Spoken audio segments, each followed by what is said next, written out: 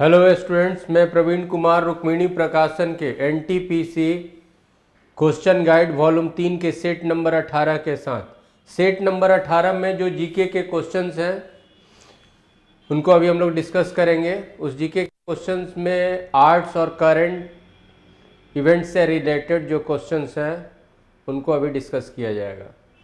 तो set number 18 GK के questions, और सेट नंबर 18 में जीके का क्वेश्चन जो है वो 1 नंबर पर ही शुरू हो रहा है। तो 1 नंबर का क्वेश्चन अब आपके सामने होगा।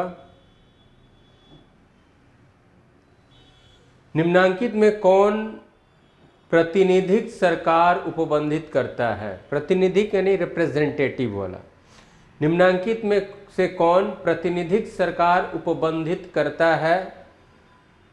सरकार का अध्यक्षात्मक रूप, अप्रत्यक्ष लोकतंत्र, प्रत्यक्ष लोकतंत्र और लोकतंत्र। इसमें से कौन जो है वो प्रतिनिधिक रिप्रेजेंटेटिव गवर्नमेंट उपबंधित करता है, प्रतिनिधिक सरकार उपबंधित करता है, ये हम लोग को निकालना है।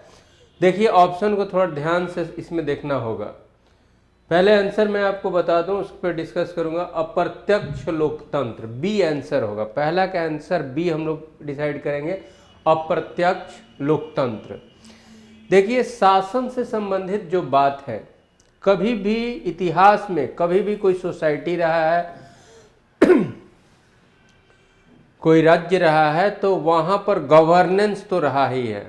शासन सभ्यता जैसे ही शुरू हुआ तो शासन की बात शुरू हुई, गवर्नेंस का बात शुरू हुई। तो अब ये उसका रूप कैसा?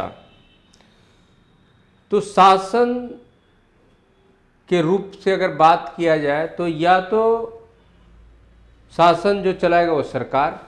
तो सरकार की बात अगर कहें तो शासन 2 तरह का हो सकता है जो एग्जिस्ट कर किया आज तक, या तो राजतंत्र, मोनार्की, किंगशिप, राजतंत्र, और नहीं तो प्रजातंत्र। प्रजातंत्र इसी को बोलेंगे लोकतंत्र।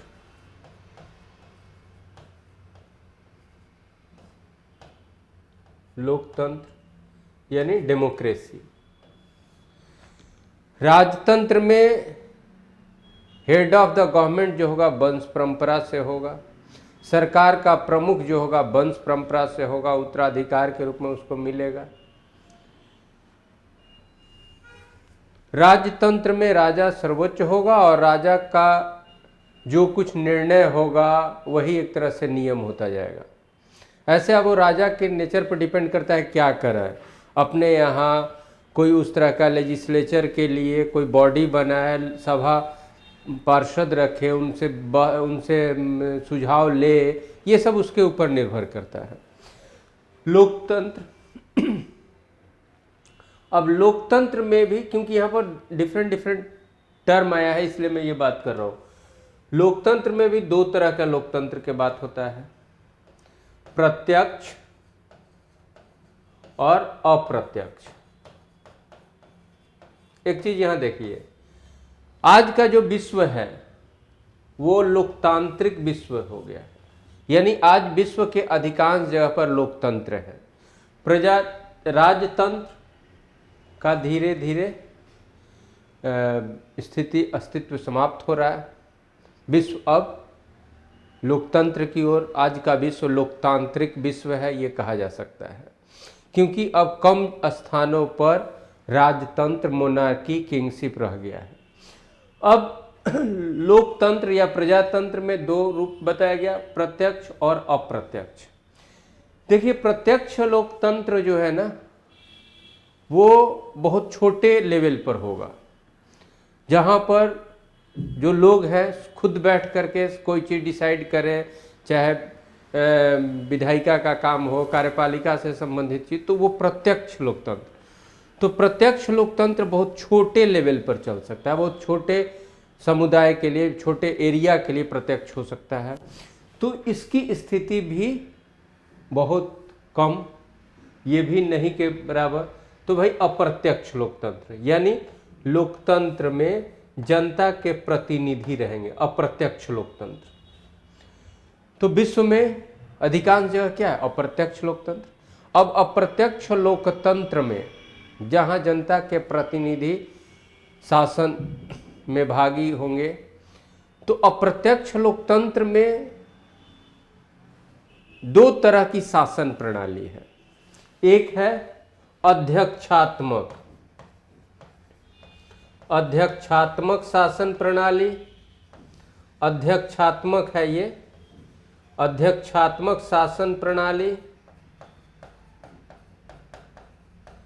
और एक आपका होगा संसदीय शासन प्रणाली। संसदीय शासन प्रणाली।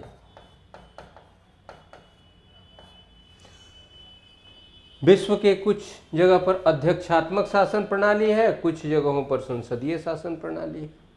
अध्यक्षात्मक शासन प्रणाली को कहेंगे presidential form of government in English, और संसदीय को बोलते हैं पार्लियामेंट्री। अध्यक्षात्मक को प्रेसिडेंशियल फॉर्म ऑफ गवर्नमेंट और संसदीय को parliamentary form of government. Bharat में संसदीय शासन प्रणाली है, यूएसए में अध्यक्षात्मक है, इंडिया में पार्लियामेंट्री है। अब देखिए इन दोनों में क्या अंतर है। इसमें क्या है, ये क्वेश्चन रहता है, इसलिए थोड़ा इतना बोले तो ये भी कर दे। अध्यक्षात्मक शासन प्रणाली में, अध्यक्षात्मक शासन प्रणाली, बहुत बार ये क्वेश्चन खास करके आपको एसएससी में ये क्वेश्चन 2-3 बार पूछा है। अध्यक्षात्मक शासन प्रणाली और संसदीय शासन प्रणाली में अंतर या कौन सी विशेषता किसकी है? संसदीय शासन प्रणाली। देखिए जो क्वेश्चन पूछता है और मेन जो डिफरेंस होता है उसको आप देखिए। इसमें क्या होगा कि विधायिका, लेजिस्लेचर, विधायिका यानी नियम बनाने वाली संस्था, विधायिका और कार्यपालिका बहुत हद तक अपने अपने दायित्वों में रहते हैं और एक दूसरे से सेपरेट रहेंगे। यानी कार्यपालिका विधायिका के प्रति सीधे उत्तरदायी नहीं होती। किसमें? अध्यक्षात्मक में। कार्यपालिका, ये लाइन याद रखिएगा, इसी पर क्वेश्चन रहता है। कार्यपालिका विधायिका के प्रति सीधे उत्तरदायी नहीं होती। ये लाइन याद करिएगा, बाद में मैं बता रहा हूं इसका अर्थ क्या हुआ। यहां क्या होगा कि विधायिका यानी संसद समझिए, राज्य में विधानमंडल समझिए, विधायिका और कार्यपालिका एक दूसरे से सीधे जुड़े होते हैं।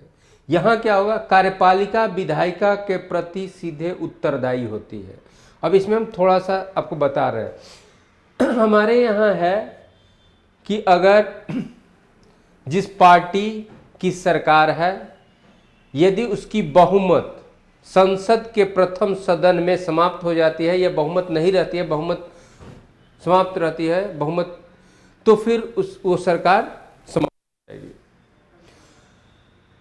तो सरकार किसकी बनेगी? मंत्रिपरिषद किसकी बनेगी? जिसकी बहुमत संसद के निम्न सदन या प्रथम सदन में हो। तो लोकसभा में बहुमत दल या दल गठबंधन को ही सरकार बनाने का मौका होता है, और उसकी सरकार का अस्तित्व, existence of the council of minister depends on majority इन लोकसभा। ये ऐसा है। यहाँ हाउस में मेजॉरिटी होगी तो सरकार एग्जिस्ट करेगी, ऐसा कुछ नहीं होता। वहाँ राष्ट्रपति हेड ऑफ द एग्जीक्यूटिव तो होता ही है, हमारे यहाँ भी होता है, लेकिन वो वास्तव में रहता है, हमारे यहाँ कॉन्स्टिट्यूशनल होता है, और उसके साथ काउंसिल ऑफ मिनिस्टर्स होंगे।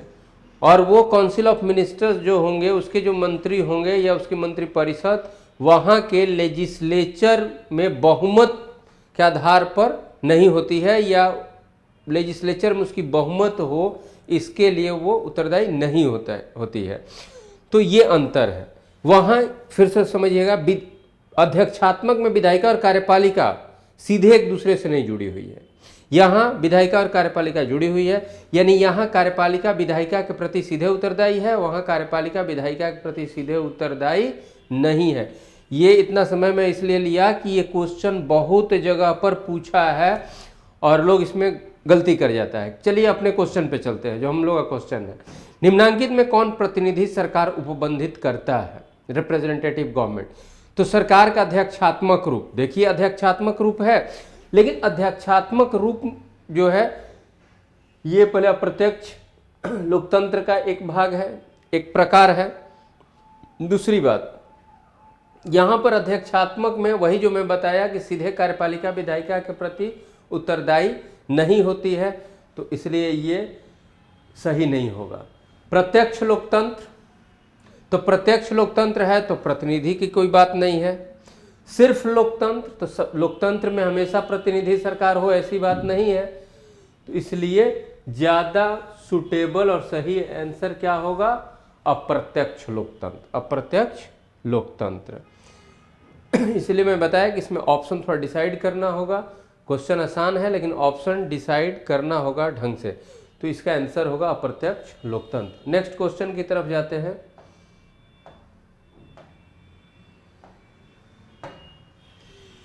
यूफेनिक्स क्या है? यूफेनिक्स क्या है? ये तो ऐसे साइंस के सर बताएंगे, लेकिन यूफेनिक्स क्या है? ये आनुवंशिक इंजीनियरिंग द्वारा आनुवंशिकता का उपचार, आनुवंशिकता का, जेनेटिक डिसऑर्डरेंस का जो ट्रीटमेंट है, उस ट्रीटमेंट को उसको क्या कहते हैं? यूफेनिक्स आनुवंशिक इंजीनियरिंग द्वारा आनुवंशिकता का उपचार है। तो ये ऐसे सर डिस्कस करेंगे, ऐसा इसका आंसर ए होगा। नेक्स्ट क्वेश्चन,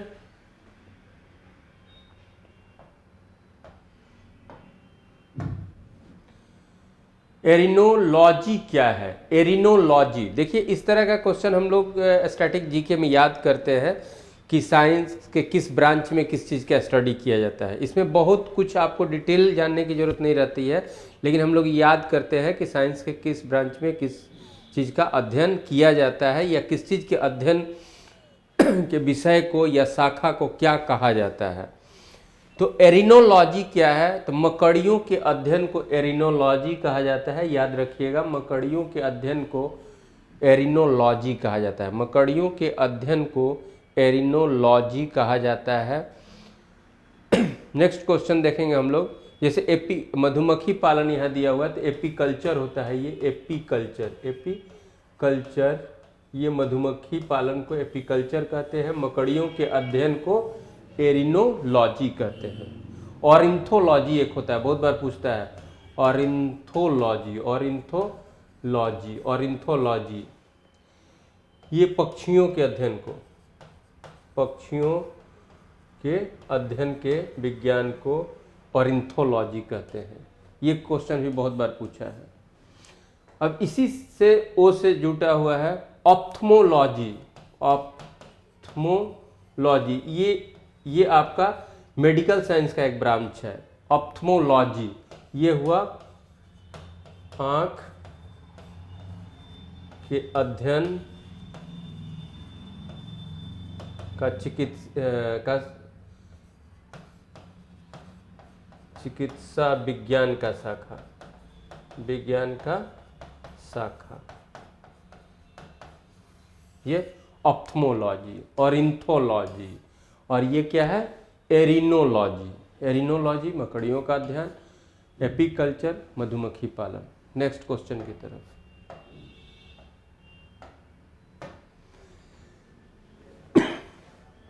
अब व्यापार की दृष्टि से सर्वाधिक व्यस्त महासागर कौन है? ट्रेड के दृष्टिकोण से सबसे बिजिएस्ट ओशियन कौन है? तो ओशियन हमारा कौन कौन हुआ? इंडियन ओशियन हुआ, पैसिफिक ओशियन हुआ, अटलांटिक ओशियन हुआ और आर्कटिक ओशियन हुआ। 4 ही ओशियन हुआ। Indian ocean, Pacific ocean, Atlantic ocean और आर्कटिक ओशियन। तो हटा दीजिए आर्कटिक ओशियन, तो वहाँ व्यापार के लिए कोई मार्ग नहीं। तो 3 ओशियन की बात हुआ, इंडियन ओशियन, पैसिफिक इंडियन यानी हिंद महासागर, प्रशांत महासागर और अंध महासागर। अंध महासागर यानी अटलांटिक ओशियन। अटलांटिक ओशियन, ये 3 ओशियन हुआ, हिंद, प्रशांत और अटलांटिक। मैप में जब आप देखिएगा तो अटलांटिक ओशियन, यहां मैं बात कर रहा हूं अटलांटिक ओशियन, अटलांटिक महासागर। ऐसे लिखने का उद्देश्य ये है कि इधर आपका हो गया नॉर्थ अमेरिका, इधर हो गया साउथ अमेरिका। ऐसा नहीं है कि इस तरह का, साउथ अमेरिका एक साइड में, इधर आइएगा तो यूरोप, अफ्रीका, फिर इधर एशिया, और इधर आपका क्या है हिंद महासागर, हिंद महासागर, और इधर क्या होगा प्रशांत, फिर इधर भी इस साइड में प्रशांत। तो अब क्या है कि अफ्रीका में बहुत देश है, इधर यूरोप हो गया, इधर अमेरिका का हो गया, यहाँ पर देखिएगा मैक्सिको से यहाँ पनामा नहर है। तो ये जो हमारा है सबसे बिजिएस्ट है, क्योंकि इस रूट से आने पर आप देख लो कि इन 4 महादेशों को तो एकदम टच कर रहे हो। तो ये जो स्थिति है, सबसे बिजिएस्ट जो ओशियन है व्यापार के दृष्टि से, वो आपका है अटलांटिक महासागर। अटलांटिक महासागर, तो आंसर हो जाएगा डी। सबसे यहाँ पर पनामा नहर हो जाएगा। तो सबसे बिजिएस्ट, सबसे व्यस्त महासागर है अटलांटिक महासागर। नेक्स्ट क्वेश्चन की तरफ। अनुमैदी शिखर कहाँ स्थित है? अनुमुदी कहा गया, अनुमुदी, अन्नामुड़ी इसको कहते हैं, अन्नामुड़ी। तो अन्नामुड़ी जो है,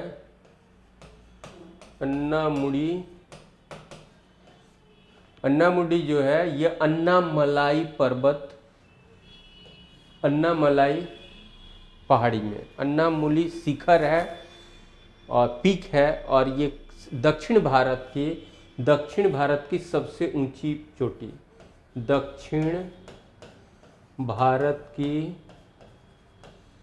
सबसे ऊंची चोटी, सबसे ऊंची चोटी कौन है? अन्नामुड़ी या अनैमुदी। तो अनैमुदी पीक जो है वो दक्षिण भारत की सबसे ऊंची चोटी है, और ये अन्नामलाई पहाड़ी में, अन्नामलाई पहाड़ी में। और ये अन्नामलाई पहाड़ी कहाँ? पश्चिमी घाट, पश्चिमी घाट की 3 पहाड़ी, पश्चिम घाट की 3 पहाड़ी, पश्चिम घाट पूर्वी घाट आप समझ रहे हो। प्रायद्वीपीय पठार को आप 2 ये से बांटोगे, 2 सीमा से, ये पश्चिमी घाट, वेस्टर्न घाट, और ये ईस्टर्न घाट, ईस्टर्न यानी पूर्वी घाट, पूर्वी घाट कटा छटा है, पूर्वी घाट कटा छटा है, और ये सतत है पश्चिमी घाट।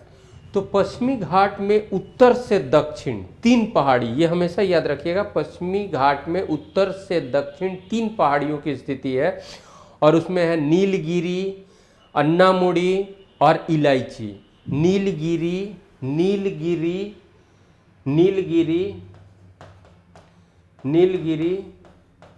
अन्नामुड़ी,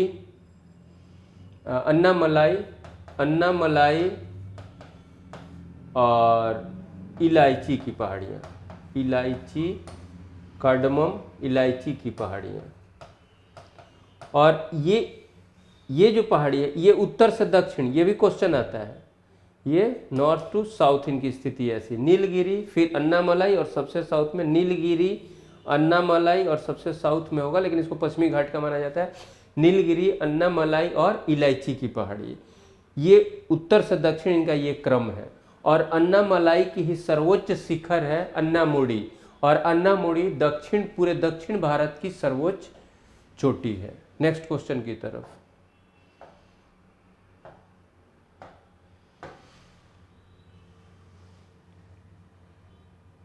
फिर हम लोग का 7 नंबर क्वेश्चन होगा, गीत और नृत्य द्वारा अपनी जीविका उपार्जित करने वाली एक दक्षिण राजस्थानी जनजाति, दक्षिणी राजस्थान की एक जनजाति, एक ट्राइब जो गीत और नृत्य के द्वारा अपना जीविकोपार्जन चलाती है, उस जनजाति का नाम है, बस याद रखिएगा, उस जनजाति का नाम है गरासिया। गरासिया गरासिया दक्षिण राजस्थान की एक जनजाति है जो गीत और नृत्य के द्वारा, डांस और सिंगिंग के द्वारा अपना जीविका उपार्जित करती है। नेक्स्ट क्वेश्चन के तरफ।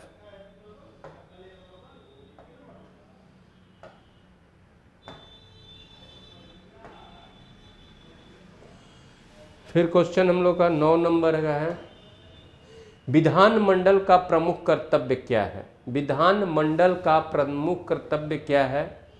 पहले आंसर लगा लिया जाए। केंद्रीय प्रशासन, नियमों को अधिनियमित करना, न्यायिक मामलों को कार्यान्वित करना, कानूनों को कार्यान्वित करना। देखिए आंसर आपका बी होगा, बहुत आसान क्वेश्चन है। विधानमंडल, विधानमंडल कहने का मतलब पहले आप इसको समझिए, लेजिस्लेचर। तो 3 गो विंग होता है ना, लेजिस्लेचर, लेजिस्लेचर यानी विधायिका, विधायिका, एग्जीक्यूटिव यानी कार्यपालिका, और जुडिशियरी यानी न्यायपालिका। तो इसका काम क्या होता है? नियम बनाना, नियम बनाना। इसका काम क्या होता है? नियम को लागू करना, एग्जीक्यूट करना, इम्प्लीमेंट करना, लागू करना। इसका काम क्या है? टू जज, न्याय करना। कहीं भी अगर शासन है, कोई सिस्टम है, तो 3 गो विंग होगा, चाहे छोटे लेवल पर हो या बड़े लेवल पर हो। 3 तरह की बातें, नियम बनाने वाली एक संस्था, नियम को लागू कराने वाली, और डिस्प्यूट को सॉल्व करने वाली, सही गलती बताने वाला, वो न्यायपालिका। मैं शॉर्ट में बता रहा हूँ। तो विधायिका, इसका काम क्या है? नियम बनाना। विधायिका को ही कहीं कहीं सामान्य रूप से विधानमंडल कहा जाता है, लेकिन भारतीय संविधान में शासन मुख्य रूप से 2 लेवल पर, केंद्र स्तर पर और राज्य स्तर पर। तो केंद्रीय विधायिका को, केंद्रीय विधायिका को यानी केंद्र स्तर पर नियम बनाने वाली संस्था को, केंद्रीय विधायिका को क्या कहते हैं? संसद कहते हैं।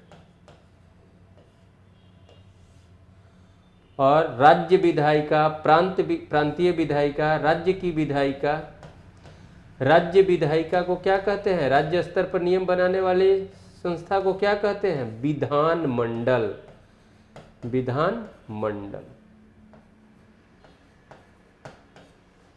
तो विधानमंडल क्या है? विधायिका है। भारतीय संविधान के हिसाब से जो स्पेसिफिक टर्म यूज हुआ है, तो स्टेट लेजिस्लेचर के लिए विधानमंडल। तो विधानमंडल का नाम क्या हो, विधानमंडल का काम क्या होगा? नियम बनाना। कार्यपालिका का काम होता है कार्यान्वित कराना। ठीक है, तो यहाँ पर आंसर हो गया, विधानमंडल का प्रमुख कर्तव्य क्या है, प्रमुख कार्य क्या है? नियमों को अधिनियमित करना। चलिए नेक्स्ट क्वेश्चन की तरफ। दक्षिण भारत में प्रसिद्ध जैन केंद्र यहाँ स्थित है, कहाँ पर? चलिए, ये है श्रवण बेलगोला। दक्षिण भारत में जैनियों का एक तीर्थ स्थान है, जैन सेंटर है, वो है श्रवण बेलगोला। श्रवण बेलगोला कहाँ पर? श्रवण बेलगोला कर्नाटक में। चलिए ठीक है, श्रवण बेलगोला कर्नाटक में है, और ये बहुत पहले से यहाँ पर जैन धर्म से यह स्थान संबंध रखता है। इसमें कुछ बातें जो मुख्य हैं, यहाँ पर ऋषभदेव, ऋषभदेव कौन थे भाई? तो जैन धर्म के प्रवर्तक यानी फाउंडर, जैन धर्म के प्रवर्तक, या इनको बोलते हैं प्रथम जीन या प्रथम तीर्थंकर। कितने तीर्थंकर हुए? 24 प्रथम तीर्थंकर। ऋषभ देव के बेटा, ऋषभ देव के पुत्र गोमतेश्वर। ऋषभ देव के पुत्र, ये पुत्र है, ऋषभ देव के पुत्र गोमतेश्वर, गोमतेश्वर, गोमतेश्वर, और इन्हीं को बाहुबली भी कहा जाता है, बाहुबली। तो ऋषभ देव के पुत्र गोमतेश्वर बाहुबली की मूर्ति, बाहुबली की मूर्ति कहां पर है? श्रवण बेलगोला में। श्रवण बेलगोला में जैन धर्म के प्रवर्तक ऋषभ गोमतेश्वर की या बाहुबली की मूर्ति है। यहां पर ही चंद्रगुप्त मौर्य, मौर्य वंश का संस्थापक, मौर्य वंश का पहला शासक चंद्रगुप्त मौर्य जैन धर्म अपनाया और अपने जीवन के अंतिम चरण में वो श्रवण बेलगोला चला गया और वहीं पर वो निर्वाण को प्राप्त किया। तो श्रवण बेलगोला जैन मतावलंबियों के लिए, जैनियों के लिए एक तीर्थ स्थल है। श्रवण बेलगोला कर्नाटक में है। श्रवण बेलगोला में ही अंतिम में कौन गया था? चंद्रगुप्त मौर्य। चंद्रगुप्त मौर्य, ठीक है। और गोमतेश्वर की मूर्ति है। गोमतेश्वर कौन है? ये सब आप याद रखोगे। नेक्स्ट क्वेश्चन की तरफ।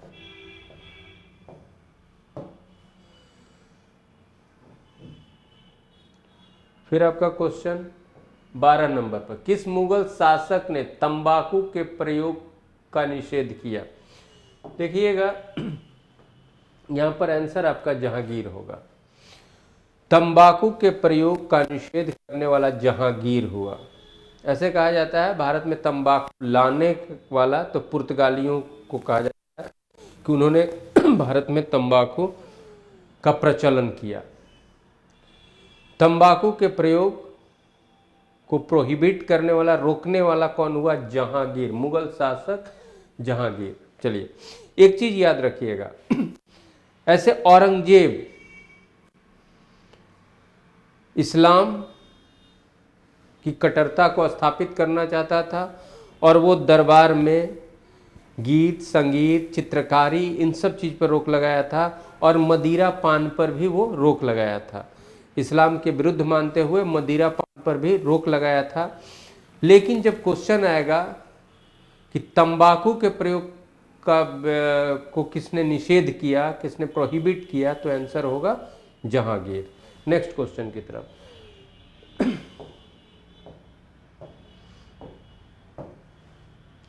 यदि राष्ट्रपति एवं उपराष्ट्रपति अक्षम अथवा उनकी मृत्यु कार्यकाल में हो जाती है तो कार्यकारी राष्ट्रपति कौन होंगे? ये सामान्य क्वेश्चन है। सर्वोच्च न्यायालय के मुख्य न्यायाधीश। जब राष्ट्रपति का पद, राष्ट्रपति पद पर अगर एकाएक रिक्ति होती है तो उपराष्ट्रपति राष्ट्रपति के रूप में कार्य करेंगे। यदि राष्ट्रपति पद पर रिक्ति हो और उपराष्ट्रपति भी उपलब्ध नहीं हो और उस पद पर भी रिक्ति हो जाए तो इस स्थिति में सर्वोच्च न्यायालय के मुख्य न्यायाधीश राष्ट्रपति के रूप में कार्य करेंगे। ये व्यवस्था हमारे संविधान में है और ये व्यवस्था आपको है आर्टिकल 70 में। आर्टिकल 70 आर्टिकल 70 ये बोलता है कि संसद इसके लिए व्यवस्था करेगी और उस पर फिर संसद से जो नियम बना है उससे ये है कि सर्वोच्च न्यायालय का मुख्य न्यायाधीश उस स्थिति में न्यायाधीश का कार्य करेंगे। यहाँ पर ऐसा एक बार हुआ है, मोहम्मद हिदायतुल्ला, जस्टिस मोहम्मद हिदायतुल्ला, जस्टिस मोहम्मद हिदायतुल्ला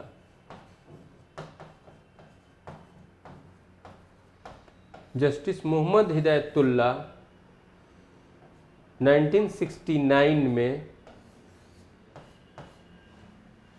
राष्ट्रपति के रूप में काम किए थे। जस्टिस मोहम्मद हिदायतुल्ला 1969 में राष्ट्रपति के रूप में। स्थिति क्या हुई थी? तो उस समय जाकिर हुसैन जो राष्ट्रपति थे, उनका कार्यकाल, जाकिर हुसैन राष्ट्र, देखो मैं बहुत बार बोलता हूँ ये राष्ट्रपति सबका याद कर लीजिएगा उनका कार्यकाल। जाकिर हुसैन का कार्यकाल शुरू हुआ था ये जहाँ 1967 से 69 में इनकी मृत्यु हो जाती है। तो 69 में जब राष्ट्रपति जाकिर हुसैन की मृत्यु होती है तो उस समय तत्कालीन जो उपराष्ट्रपति थे वीवी गिरी, ये राष्ट्रपति का काम संभालते हैं। लेकिन वीवी गिरी अगले राष्ट्रपति चुनाव के उम्मीदवार हो जाते हैं और इसलिए वो राष्ट्रपति पद छोड़ते हैं। तो फिर जस्टिस मोहम्मद हिदायतुल्ला राष्ट्रपति के रूप में काम करते हैं। एक चीज़ यहाँ पर और बहुत इम्पॉर्टेंट चीज़ है कि मोहम्मद हिदायतुल्ला एक्टिंग प्रेसिडेंट के रूप में काम किया 1969 में मई से जुलाई और 3 मई से 20 जुलाई जस्टिस मोहम्मद हिदायतुल्ला राष्ट्रपति के रूप में काम किए। 3 मई 1969 से 20 जुलाई 1969। इसके बाद ये मोहम्मद हिदायतुल्ला बहुत दिनों के बाद 10 वर्ष के बाद ये उपराष्ट्रपति हुए थे। मोहम्मद हिदायतुल्ला 1979 में उपराष्ट्रपति बने, उपराष्ट्रपति चुने गए, निर्वाचित हुए। ये एक संयोग कि ये व्यक्ति 1.5 माह ही एक्टिंग प्रेसिडेंट रह चुके थे। किसके हिसाब से? क्योंकि वो जस्टिस थे, चीफ जस्टिस ऑफ इंडिया थे और इस प्रोविजन के हिसाब से जो आर्टिकल 70 प्रोविजन उसके हिसाब से वो बने। लेकिन बाद में ये फिर उपराष्ट्रपति चुनाव में खड़ा हुआ और उपराष्ट्रपति पद को भी उन्होंने सुशोभित किया। नेक्स्ट फैक्ट की तरफ, नेक्स्ट क्वेश्चन की तरफ। अब क्वेश्चन हम लोग का 15 नंबर है। शेर शाह ने किस युद्ध में हुमायूं को पराजित किया था और गौड़ पर कब्जा किया था? किस युद्ध में उस शेर शाह ने हुमायूं को पराजित किया? तो आप जानते हो चौसा के युद्ध में, और फिर अगले साल ही कन्नौज के युद्ध में शेर शाह ने हुमायूं को अंतिम रूप से पराजित किया। 1540 ईस्वी कन्नौज के युद्ध। और ये दोनों युद्ध में लगातार शेर शाह ने हुमायूं को पराजित किया और हुमायूं को गद्दी से अलग होना पड़ा और हुमायूं 1540 से 1555 तक गद्दी से अलग रहा। और इस काल में सूर्यवंश का शासन रहा, जबकि शेर शाह खुद अपने 1540 से 1545 तक और उसके उत्तराधिकारी 45 से 1555 तक। 55 में हुमायूं फिर लौटता है और 1556 में हुमायूं का एक्सीडेंटल डेथ होता है लाइब्रेरी के सीढ़ी से, शेरमंडल लाइब्रेरी के सीढ़ी से गिर के उसकी मृत्यु होती है। आप जानते हैं यह आंसर होगा चौसा का युद्ध। चौसा का युद्ध 1539। अब है घाघरा का युद्ध, पानीपत का युद्ध, खानवा का युद्ध। तो ये भी आप याद रखिएगा कि घाघरा का युद्ध कब हुआ था, ये तो दिया हुआ है, सही भी दिया हुआ है। तो ये किसके बीच हुआ था? खानवा का युद्ध किसके बीच हुआ था? पानीपत का युद्ध तो जानते ही हैं। तो घाघरा का युद्ध जो 1529 हुआ था वो बाबर और महमूद लोदी, बाबर 1526 में इब्राहिम को पराजित किया। फिर उसी का उत्तराधिकारी यानी लोदी वंश तो समाप्त हो गया, लेकिन लोदी लोग फिर से सत्ता माना चाहता था। तो फिर ये महमूद लोदी को 1529 में बाबर महमूद लोदी को पराजित किया। बाबर ने महमूद लोदी को पराजित किया था। 1526 तो आप जानते हैं पानीपत का प्रथम युद्ध, इब्राहिम। अब खानवा का, यहाँ बाबर राणा सांगा को पराजित किया था। कौन? बाबर ने राणा सांगा को पराजित किया था। ये सब याद रखिएगा, थोड़ा थोड़ा इसके बारे में डिटेल भी पढ़ के रखिएगा। ये सब इम्पॉर्टेंट है। जो भी युद्ध का एक लिस्ट बनाइए, किसके किसके बीच हुआ, कहाँ हुआ, क्या क्यों हुआ, थोड़ा इस पर इंटरेस्ट रखिए, फिर ये सब क्वेश्चन आपको आराम से पकड़ाएगा।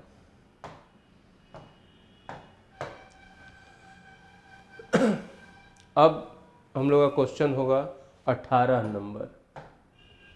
निर्वाचन आयुक्त की पद से हटाया जा सकता है। निर्वाचन आयुक्त को पद से हटाया जा सकता है। अब जो ऑप्शन है उसके हिसाब से, मुख्य निर्वाचन आयुक्त द्वारा, प्रधानमंत्री द्वारा, भारत के मुख्य न्यायाधीश द्वारा, उपयुक्त में से कोई नहीं, या उपयुक्त में से कोई नहीं। रखिए, देखिए मुख्य निर्वाचन, ये आर्टिकल कौन, आर्टिकल 324 आप जानते ही होंगे, निर्वाचन आयोग। मुख्य निर्वाचन आयुक्त,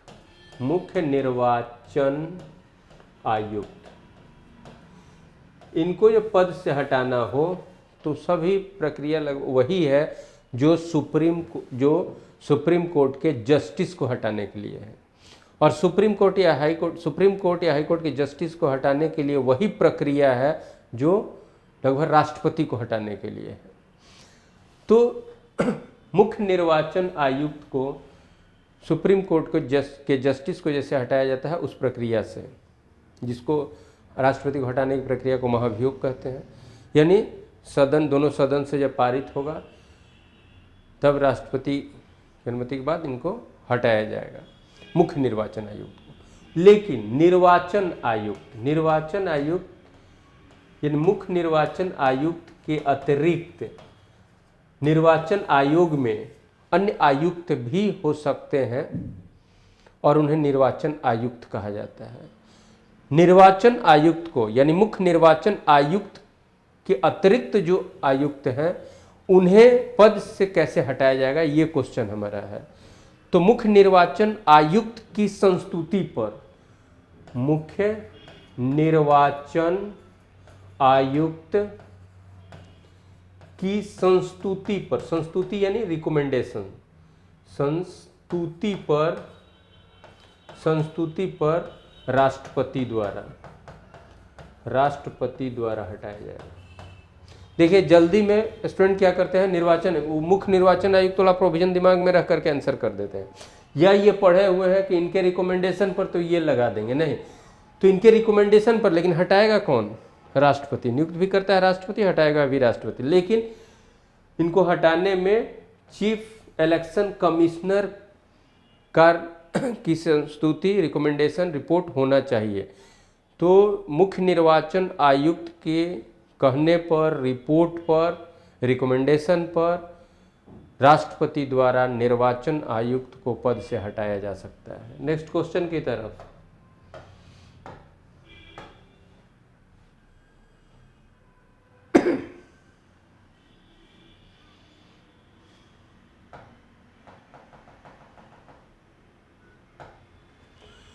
पृथ्वी की सतह से सबसे दूर वातावरणीय परत को क्या कहते हैं? पृथ्वी के सतह से सबसे दूर, देखिए क्वेश्चन आपका ये है, आप समझ रहे होंगे, क्वेश्चन ये है कि पृथ्वी के परितः, पृथ्वी के चारों ओर जो हमारा वायुमंडल है, तो वायुमंडल के सबसे अंतिम परत को क्या कहते हैं? सबसे अंतिम स्तर को, अंतिम मंडल को, मंडल टर्म आता है, अंतिम मंडल को क्या कहते हैं? पृथ्वी की सतह से सबसे दूर वायुमंडल में सबसे अंतिम लेवल को, परत को, स्फीयर को क्या कहते हैं? तो आंसर है एक्सोस्फीयर, एक्सोस्फीयर, वाह्यमंडल, वाह्यमंडल या बहिर्मंडल भी कहा जाता है, वही है बहिर्मंडल। एक्सोस्फीयर या बाह्यमंडल भी इसको बोल सकते हैं, बाह्यमंडल। वायुमंडल के सबसे ऊपरी परत को, स्फीयर को बाह्यमंडल, एक्सोस्फीयर कहते हैं। ठीक है। अब क्या है, सबसे नीचे कौन है? क्षोभ मंडल, क्षोभ मंडल। उसके बाद कौन है? समताप मंडल। उसके बाद कौन है? मेसोस्फेयर, मध्य मंडल भी उसको कहते हैं, मध्य मंडल, ये हो गया। फिर आयनोस्फेयर, और सबसे ऊपर जो है वो है बाह्य। अब इसमें किसका कितना हाइट, कितनी मोटाई, ये सब का भी अध्ययन रखना होता है। फिर कभी क्वेश्चन आएगा तो डिस्कस किया जाएगा।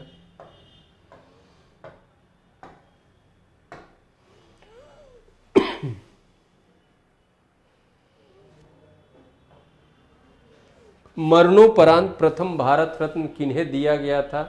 तो लाल बहादुर शास्त्री को। मरणोपरांत प्रथम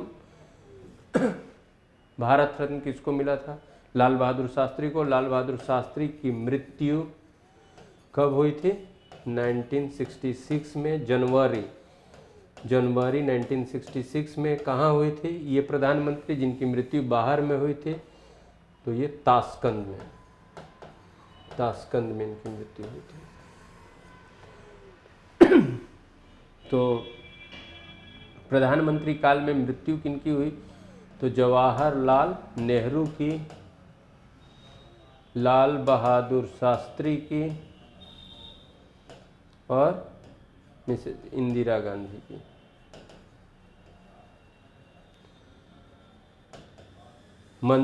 प्रधानमंत्री रहते हुए इन 3 प्रधानमंत्रियों की मृत्यु हुई थी।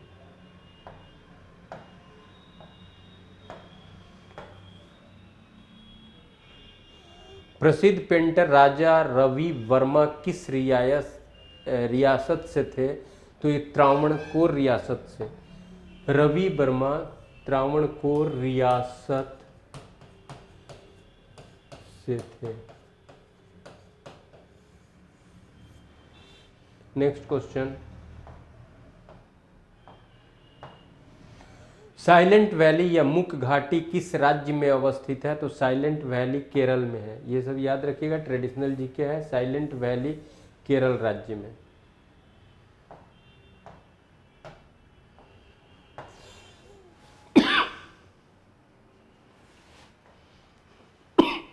इसके बाद हम लोग का 65 नंबर क्वेश्चन है, भारतीय विमानपत्तन प्राधिकार द्वारा अंडमान और निकोबार द्वीप समूह में कितने वाटर एरोड्रम स्थापित किए जाएंगे? अंडमान भारतीय विमानपत्तन प्राधिकरण द्वारा अंडमान और निकोबार द्वीप समूह में कितने वाटर एरोड्रम स्थापित करने की योजना है? ये हम लोग का क्वेश्चन है। और ये 3 है, जिसमें लॉन्ग आइलैंड, स्वराज आइलैंड और शहीद आइलैंड। तो 3 एरोड्रम स्थापित करने का प्रस्ताव है। कहाँ पर? अंडमान निकोबार द्वीप समूह में। तो अंडमान निकोबार द्वीप समूह में भारतीय विमानपत्तन प्राधिकरण द्वारा 3 आइलैंड स्थापित करने की योजना है, और उसमें तीनों का नाम भी है। एक का नाम स्वराज है, एक का नाम स्वराज आइलैंड पर, एक का शहीद आइलैंड पर, और एक जो होगा आइलॉन्ग आइलैंड जो है इस पर। इन 3 आइलैंड पर वाटर एरोड्रम स्थापित करने का प्रस्ताव है या योजना है भारतीय विमानपत्तन प्राधिकरण का। नेक्स्ट क्वेश्चन की तरफ,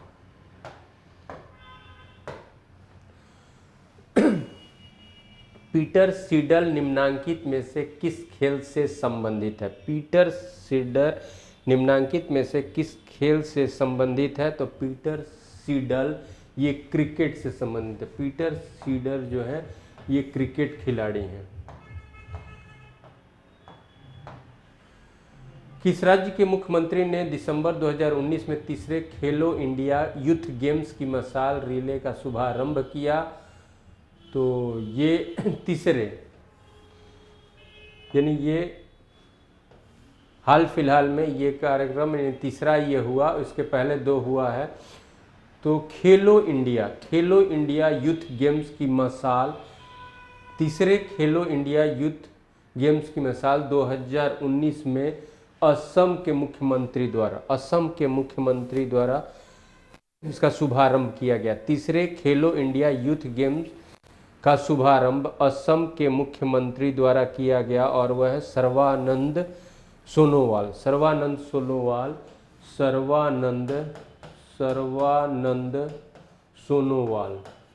सोनोवाल, ये कहाँ के? असम के मुख्यमंत्री। तो असम के मुख्यमंत्री सर्बानंद सोनोवाल द्वारा तीसरे खेलो इंडिया यूथ गेम्स का शुभारंभ दिसंबर 2019 में किया गया था।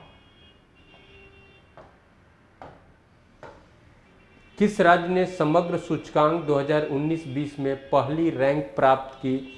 तो ये तो पकड़ा ही जाएगा आपका केरल। समग्र यानी पूरी तरह से हर डायमेंशन में विकास, समग्र सूचकांक जिसमें education, health, per capita income सब चीज़ देखा जाएगा। तो समग्र सूचकांक 2019-20 में पहला रैंक किस राज्य को मिला है? तो वो मिला है केरल राज्य को।